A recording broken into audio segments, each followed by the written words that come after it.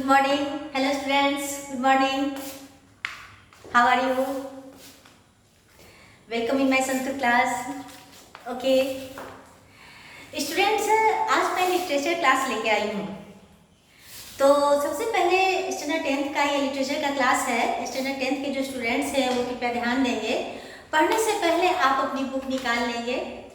बिना बुक के आपको परेशानी होगी। आपके पास जो 10th की बुक होगी, शेमुशी नाम है उस बुक का, उसको आप निकाल लेंगे। स्टूडेंट्स, सबसे पहले तो मैं ये बोलना चाहूँगी कि उसमें बहुत सारे चैप्टर्स हैं, लेकिन उन चैप्टर्स में जो सबसे इम्पोर्टेंट चैप्टर्स हैं वो मैं आपको आज बता देती हूँ। उसको आप लोग पढ़िए, फिर मैं धीरे धीरे सारे चैप्टर्स को भी बता दूँगी आपको। लेकिन आज सबसे जो महत्वपूर्ण चैप्टर है, जो पार्ट है महत्वपूर्ण, वो पार्ट है 9। वो बहुत महत्वपूर्ण है। बोर्ड में इससे बहुत ज़्यादा सवाल आते हैं। तो आज पहले उनको हम लोग देखते हैं, फिर अगली क्लास में जब हम लोग आएंगे एक साथ तो फिर हम लोग कोई और दूसरा चैप्टर आपको पढ़ा देंगे। आज देखिए लेसन 9 में क्या कह रहा है। लेसन 9 में ना सूक्तियाँ हैं। सूक्तियाँ तो उसमें कुछ श्लोक दिए हुए हैं, जिन श्लोकों को आज पढ़ना है। तो श्लोक जो है उनमें कुछ श्लोक हैं। तो श्लोक का जो विषय वस्तु है उसमें क्या है कि तमिल भाषा के महाकवि संत तिरुवल्लुवर थे, उनकी जो शिक्षाएं थी उनको श्लोक के रूप में यहाँ दिया हुआ है, जिनको हमें आज पढ़ना है। मानव जीवन में माता पिता के त्याग का क्या महत्व है। छात्रों को जीवन में सरलता होनी चाहिए, उनको मधुर वाणी बोलनी चाहिए। उसके बाद माता पिता एवं आचार्य अर्थात गुरु की सेवा शुश्रूषा ही मानव का कल्याण है, यह बताना और जीवन में हमें उत्तम आचरण को धारण करना, यही श्लोक में बताया गया है। तो बहुत तरह के इसके श्लोक हैं जिनको हम लोग आज पढ़ेंगे। तो उनकी मीनिंग आप समझ लीजिए। मीनिंग समझे रहेंगे तो आपको प्रश्न बनाने में आसानी होगी। तो सबसे पहला देखिए क्या है। पहला श्लोक है, आप लोग किताब पर नजर डालेंगे, देखेंगे क्या है। पहला है, पिता यच्छति पुत्राय बाल्ये विद्याधनं महत्, पिता अस्य किं तपस्तेपे इत युक्ति अस्त कृतज्ञता। क्या कह रहा है? पिता यच्छति पुत्राय बाल्ये विद्याधनं महत्, पिता अस्य किं तपस्तेपे इत युक्ति अतस्त कृतज्ञता। अब मीनिंग देखिए क्या कह रहा है। पिता आप समझते हैं, आपके जनक। फिर देखिए कह रहा है बाल्ये बचपन में, महत् बड़ा, उक्ति मतलब कथन, और तपस्तेपे मतलब तपस्या, और कृतज्ञता आप समझते हैं आभार प्रकट करना। तो अब मीनिंग आपने समझी। अब देखिए इसकी पूरी श्लोक की मीनिंग कि पिता यच्छति पुत्राय, यच्छति यक्ष धातु है, यच्छति मतलब देते हैं, पिता देते हैं पुत्राय पुत्र को, बाल्ये बचपन में ही, विद्याधनं महत् विद्या रूपी महान धन। पिता बचपन में ही अपने पुत्र को विद्या रूपी महान धन देते हैं। पिता अस्य किं तपस्तेपे, पिता की जो यह तपस्या है, यह तपस्या उनकी कैसी है, कैसा तप है उनका। इत युक्ति अति कृतज्ञता, यह उक्ति बोलना, उनके प्रति हमारा आभार प्रकट करना, उनके प्रति हमारी कृतज्ञता प्रकट करना, यही उक्ति है हमारे पिता के लिए। क्लियर हो गया? क्या क्लियर हुआ कि पिता अपने पुत्र को बचपन में ही विद्या रूपी महान धन देता है। यह पिता की कठिन तपस्या, उनके लिए हमें कहना, उनके लिए आभार प्रकट करना है, उनकी कृतज्ञता प्रकट करनी। हो गया क्लियर? सेकंड देखिए, अवक्रता यथा चित्ते तथा वाचि भवेद् यदि तदेवाहो महात्मानः समत्वमिति तथ्यतः। क्या कहा? अवक्रता यथा चित्ते। वक्र बोलते हैं टेढ़ापन, जिसमें सरलता ना हो। औ लग गया अवक्रता, तो जो सरल हो, जो टेढ़ा नहीं हो। चित्त कहते हैं हृदय को, मन को। वाची कहते हैं वाणी को, बोली को। महात्मनः महात्मा, तथ्यतः मतलब तथ्य, कोई विषय वस्तु ऐसी जो काफी महत्वपूर्ण हो। अब देखिए क्या है, अवक्रता यथा चित्ते, जिसके चित्त में, जिसके मन में, जिसके हृदय में सरलता हो, सादगी हो, और जिसके मन में सादगी हो, जिसके मन में, चित्त में, हृदय में सरलता हो, वैसी ही सरलता यदि उसकी वाणी में भी हो, जैसी हृदय में भावना हो, वैसी ही भावना अगर उसके होंठ पर भी हो, उसके वाचन में भी हो, तो ऐसी भावना को महात्माओं ने समानता का भाव बताया है, समत्व कहा है।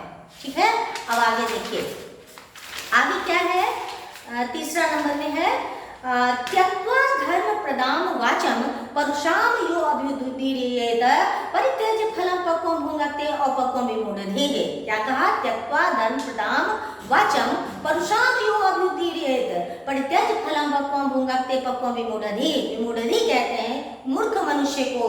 त्यक्त्वा मतलब त्याग करना, धर्म प्रदान मतलब धर्म प्रदान करने वाली बातें या वाणी, वाचम मतलब वाणी, परुषाम कहते हैं कठोर को, और परित्यज फिर हो गया त्यागना। तो यहाँ क्या कह रहा है कि त्यक्त्वा धर्म प्रदान वाचम परुषाम, जो मनुष्य धर्म प्रदान करने वाली वाणी को छोड़कर कठोर वाणी का प्रयोग करता है, कठोर वचन का प्रयोग करता है, ऐसा मनुष्य पके हुए फल को छोड़कर कच्चा फल खाने वाला कहलाता है। क्लियर हो गया? क्या क्लियर हुआ कि जो मनुष्य धर्म प्रदान करने वाली वाणी को छोड़कर कठोर वचन का प्रयोग करता है, कठोर वाणी का प्रयोग करता है, ऐसा मनुष्य कच्चा फल खाने वाला होता है, पके फलों को छोड़कर। ठीक है, चौथा देखिए, विद्वान सेव लोके अस्मिन् चक्षुष्मन्तः प्रकीर्तिताः अन्येषां वदने हेतु ते चक्षुणावणि मते। क्या कहा? विद्वान सेव लोके अस्मिन्, इस लोक में, इस संसार में विद्वान वही कहे गए हैं जो विद्यावान हैं, जो विद्वान हैं, जो जानकार हैं, जो विद्वान लोग हैं, वही मनुष्य आंखों वाले कहे गए हैं। हमारे आपके पास, सबके पास आंख है, लेकिन आंख वाले कौन कहे गए हैं इस संसार में? वही जो जिनके पास, जो विद्वता से ग्रसित है, जो जिनके पास विद्वता है, विद्वान लोग ही आंखों वाले कहे जाते हैं। अन्यथा दूसरों के चेहरे पर जो ये आंखें हैं वह नाम मात्र के हैं, कहने के लिए कि उनकी आंखें हैं। ठीक है, अब आगे देखिए क्या है चौथा में।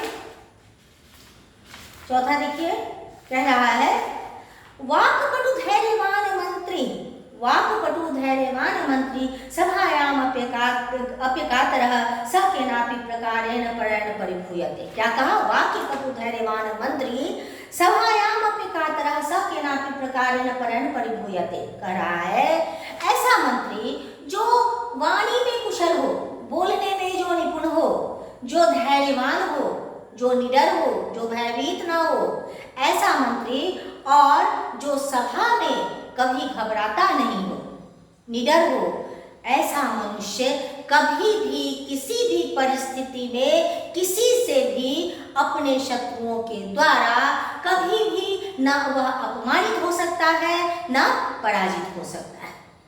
समझ गए? फिर आगे देखिए, अगला है यह इच्छा आत्मनः श्रेयः प्रभुतानि सुखानि च न कुर्याद् हितं कर्म स परेभ्यः कदापि च। क्या कहा? कहा यहाँ कि जो मनुष्य अपने कल्याण की इच्छा करता है, जो मनुष्य अपने कल्याण की इच्छा करता है, वह मनुष्य अपने कल्याण की इच्छा करते हुए जो सुखों को चाहता है खुद स्वयं का, वह कभी भी दूसरों के लिए गलत बात ना सोचे, दूसरों के लिए कभी कोई गलत काम ना सोचे। ठीक है, फिर अगला देखिए, सबसे लास्ट है आचारः प्रथमो धर्मः इत्येतद् विदुषां वचः तस्माद् रक्षेत सदाचारं प्राणेभ्यो अपि विशेषतः। क्या कहा श्लोक में कि हमारा प्रथम धर्म हमारा सदाचार है, हमारा आचार है, हमारा चरित्र है, हमारा व्यवहार है। यह हमारा सबसे पहला और प्रथम और महत्वपूर्ण धर्म है। अर्थात विद्वानों ने कहा कि इस सदाचार की रक्षा करना, अर्थात इस प्रथम धर्म जो सदाचार हमारा है, उस सदाचार की रक्षा करना अपने प्राणों को भी त्याग कर किया जाए तो कम है। अपने प्राणों को भी त्याग कर इस सदाचार की रक्षा करनी चाहिए जो हमारा प्रथम धर्म है। ठीक है, इतने ही श्लोक थे आपके, मैंने श्लोक के अर्थ आपको बता दिए। अब देख लीजिएगा, पाठ में क्वेश्चन आंसर बनाना है, बना लीजिएगा। क्वेश्चन नंबर 2, क्वेश्चन नंबर 3, उसके बाद क्वेश्चन नंबर 6 में 2 है, क्वेश्चन नंबर 6 में आ वो बना लेंगे आप। उसके बाद फिर क्वेश्चन नंबर 7, ठीक है, इतना आप बना लेंगे, कॉपी में कर लेंगे, शब्दार्थ लिख लेंगे।